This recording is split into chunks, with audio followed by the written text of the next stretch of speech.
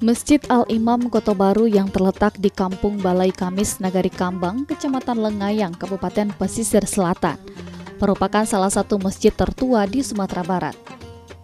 Berdasarkan data dari Balai Pelestarian Cagar Budaya atau BPCB Sumatera Barat, Masjid Al-Imam Kota Baru direncanakan didirikan tahun 1916 pada zaman Belanda.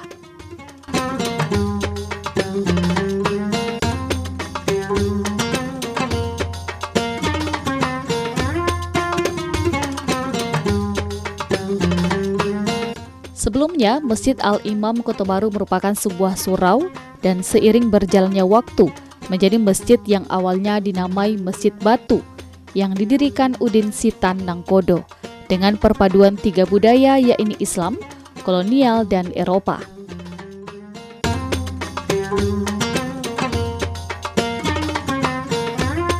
Seperti yang terlihat pada konstruksi beton pada masjid, yang memperlihatkan arsitektur Eropa termasuk adanya tiang-tiang besar dan lengkungan-lengkungan khas Eropa. Sejak didirikan 1916, masjid itu baru difungsikan tahun 1925 untuk sholat Jumat, dengan tujuan menghimbau masyarakat untuk memperbaiki halaman masjid yang saat itu masih membutuhkan timbunan. Berbagai macam filosofi dalam pembangunan dan arsitektur masjid ini, di antaranya bangunan masjid berbentuk 4 tingkat atau dikenal dengan puncak nan ampe, melambangkan alim ulama, cadiak pandai, didiak mama, dan wali nagari. Sementara filosofi tiang yang berjumlah 5 buah pada masjid tersebut melambangkan rukun Islam dan jendela melambangkan rakaat salat.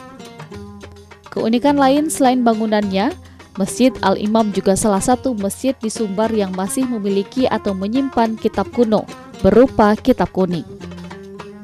Di masjid itu terdapat puluhan kitab kuning atau yang akrab dikenal dengan kitab gundul. Secara umum Masjid Raya Al-Imam masih terjaga keasliannya, termasuk lantai masjid yang masih terlihat masih asli dengan marmer kuno.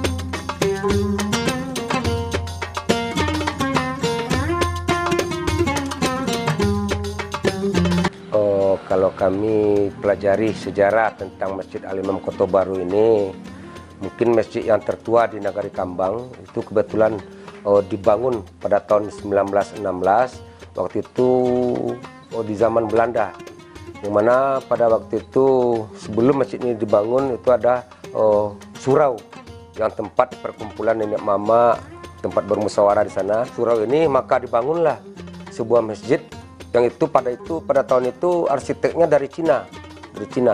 Ya, kemudian terbentuklah masjid ini ke atas kesepakatan nenek mama, yang mana setiap tiang-tiang atau tonggak yang ada di masjid itu adalah sesuai dengan adat Nagari Kambang. Contohnya saja tiang 50 di luar itu melambangkan ada 50 nenek mama. Kemudian di dalam ada tiang 14, itu melambangkan juga 14 nenek mama. Kemudian ada di dalam tiang yang satu di tengah itu yang besar, itu melambangkan kepala kaum di sana.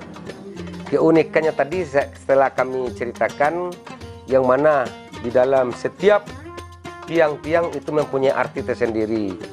Contohnya saja ada lubang di tiang itu 9, itu melambangkan 9 kampung yang ada di Nagari Kambang. Kemudian ada yang 3 pilar, itu melambangkan kampung dalam, bilik dalam, rumah dalam yang ada di Nagari Kambang ini. Kemudian ada peninggalan-peninggalan seperti kitab kana. Kitab kana itu memang untuk membacanya tersulit sekali. Kami juga butuh dari pengurus masjid, kami butuh pengkaderan atau sosialisasi tentang pembacaan kitab kana ini. Jadi kami berharap kepada pemerintah, karena masjid ini masjid bersejarah sampai sekarang. Untuk kelestariannya kami cocokkan atau kami sesuaikan dengan apa yang disampaikan kepada kami oleh petugas cagar budaya dari Batu Sangkar. Kami akan melestarikan apa-apa yang harus dilestarikan. Kami tidak boleh itu merubah bangunan yang ada di dalam masjid itu. Kalau antusias masyarakat dari lain kecamatan, contohnya dari Balai Selasa, Kecamatan Soranti, kecamatan tetangga, itu banyak sekali berkunjung.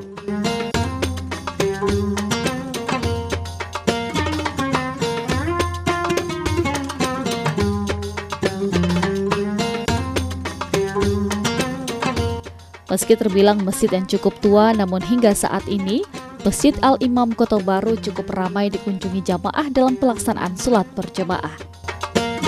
Dari Kabupaten Pesisir Selatan, Robi Oktora, Padang TV.